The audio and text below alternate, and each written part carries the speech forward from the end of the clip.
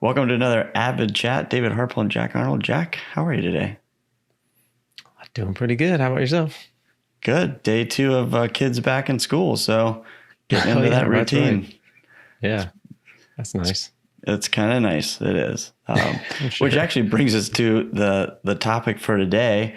You know, I was driving back, took the kids to school, driving back, and I heard on the radio a lady mentioning how please don't let Hurricane Fred ruin the weekend. I just want a beach day. And, you know, my finance brain went into this whole thought like, there are some serious correlations between hurricanes and finances. So I figured that's what we talk about for a little bit. Yeah. It's funny because, you know, we're recording this now and Hurricane Fred is like by the Dominican Republic, I think. So it's a few days out. By the time this thing actually comes out on the YouTube page, we'll be at like Hurricane whatever Sinbad or something, like way down the alphabet. Like it's like we're in that like peak time of year. We're going to run through the alphabet pretty quick. Yes. That'll be interesting to see what actually happens. So, but this is what I was thinking about, right? And why I think there's some serious correlations between the way we handle our finances and hurricanes. So in both scenarios, there are things that are expected, meaning we know hurricane season, if you live in Florida, happens every year.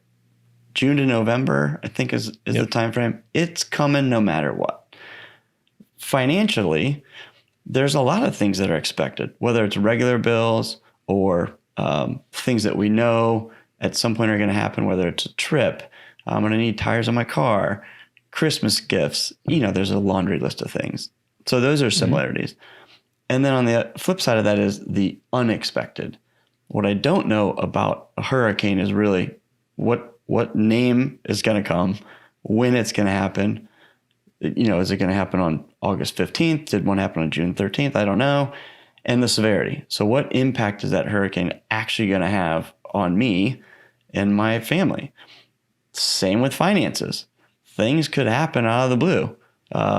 Car breaks down in the middle of freaking nowhere. I lose my job.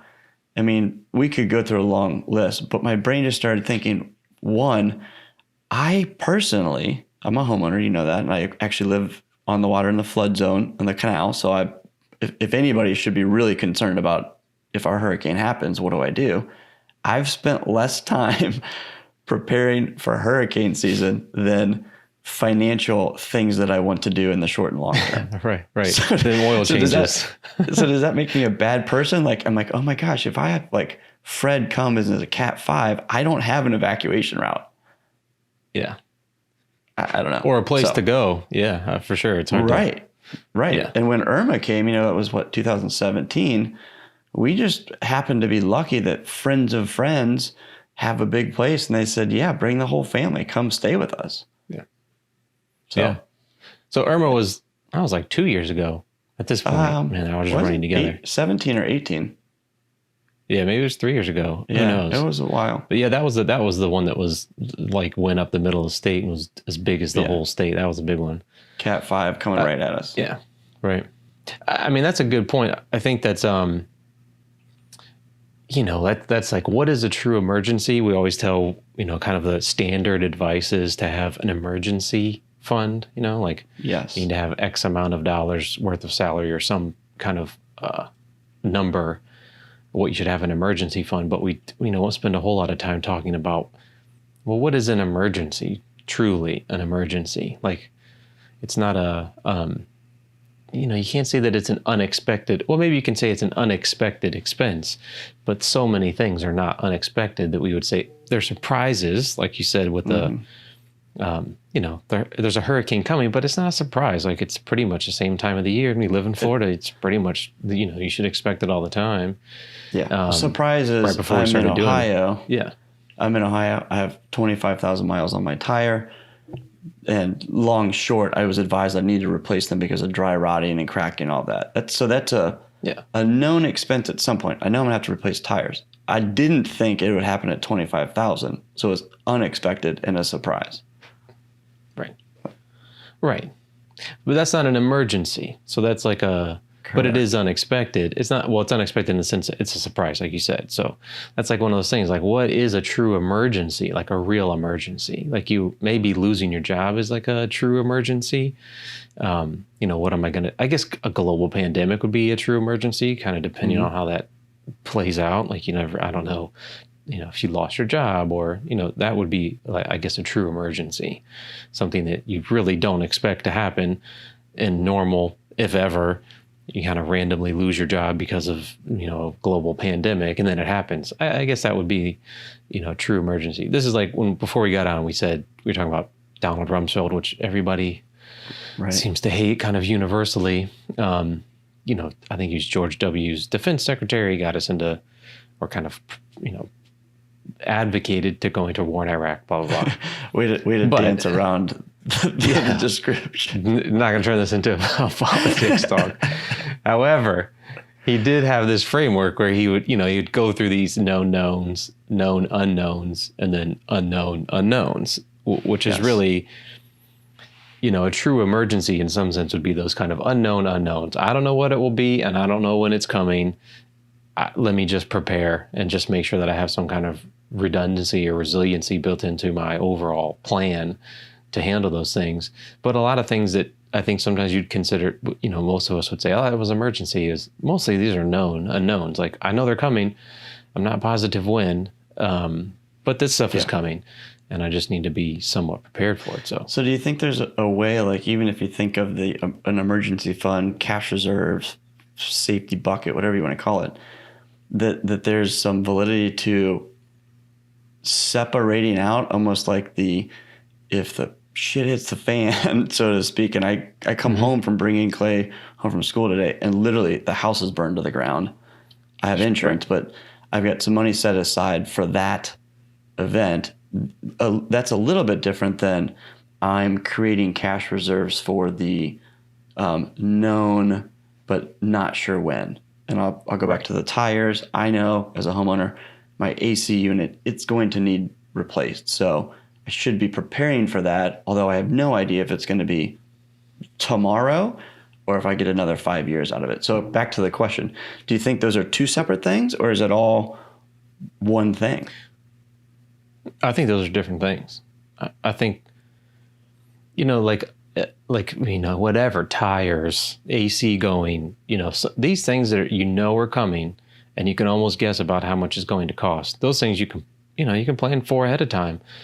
Whether you do that in like a lump and say, I have this lump of money that I've bucketed off that's for home repairs, let's say, and you just say, I think let me put aside $300 a month or something, whatever you come up with, and you bucket that just in home repairs. Or if you just bucket out all of those home repairs into individual things, like, my roof, I'm going to have to replace my roof at some point. It's X amount of dollars. My AC is going. It's X amount of dollars. I need to do, some kind of maintenance. Like living in Florida, termites, this is like an ongoing thing. Like getting your house tinted is, I wouldn't say it's periodic, like it's not annual, but it's probably every 5 or 6 years. The chances are you might have to tin your house. That's just living in a somewhat tropical environment.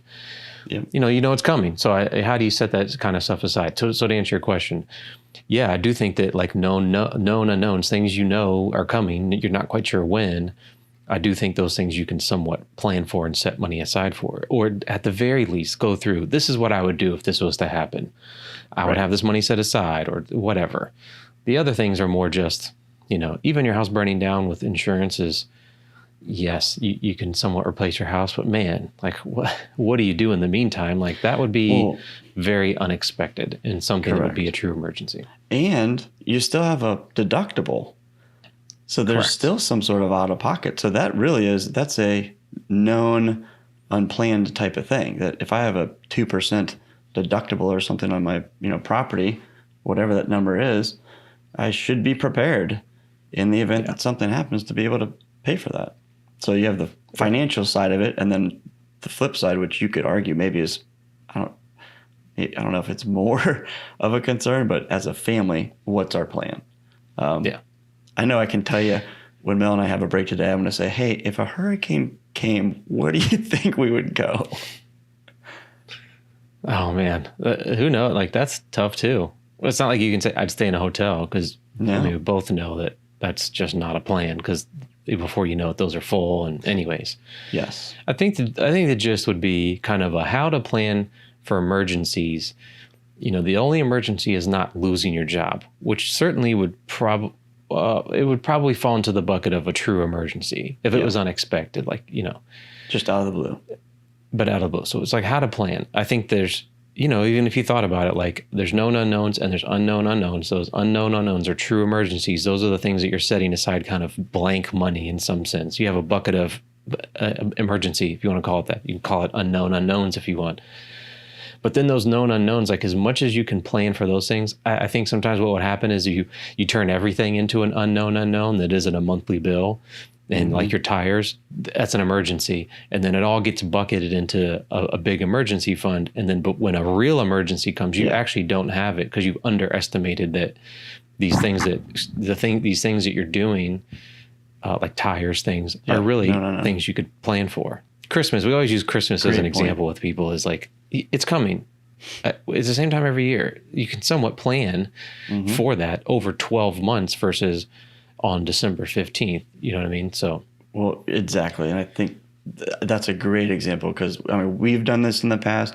We've helped clients kind of switch their brain onto how to do that because the majority of the time it's, we'll just throw it on the card, you know, and pay for it later type of thing. And you're like, shoot, we spent $1,500. What? Why don't you feel like we did that much?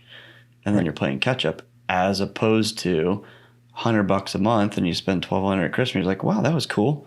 Nothing on the card type of thing. So yeah, right. But it's a hard switch. Like you're going from paying for it after the fact to kind of paying for it before the fact. And sometimes that's like a hard timeline to go from you're taking 12 months to pay for it after the fact, switching that all the way to 12 months before the fact. It takes some time. Like it takes some time to work into that system where you're going from everything is paid for in the future versus I'm paying for it in the past. Like I'm prepaying a lot of these things that are like tires, whatever, car maintenance, any number of things that are happening. There's really nothing better than going to the maintenance, the car, mechanic or whatever. Yeah. And they come out and they say, well, your Flim-Flams burning out, that's $600.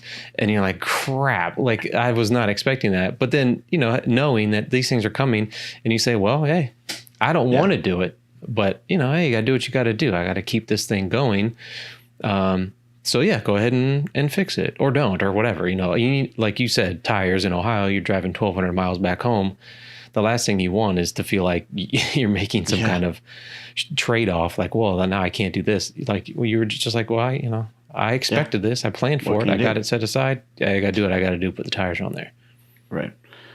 So I might have to, change my categories and buckets and put in there Flim-Flams and the auto maintenance. I think that's those things get you every time. Man, devastating. Yeah, I hate when that goes.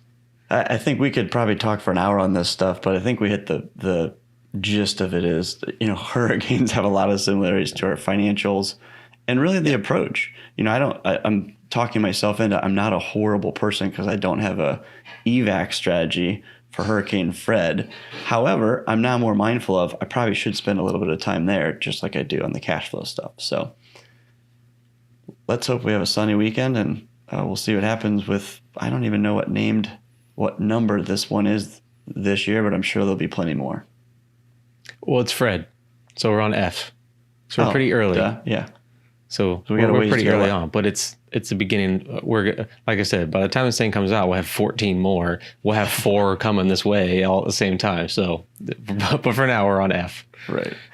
Got it. Well, on that note, stay safe and good chat with you. All right. See you.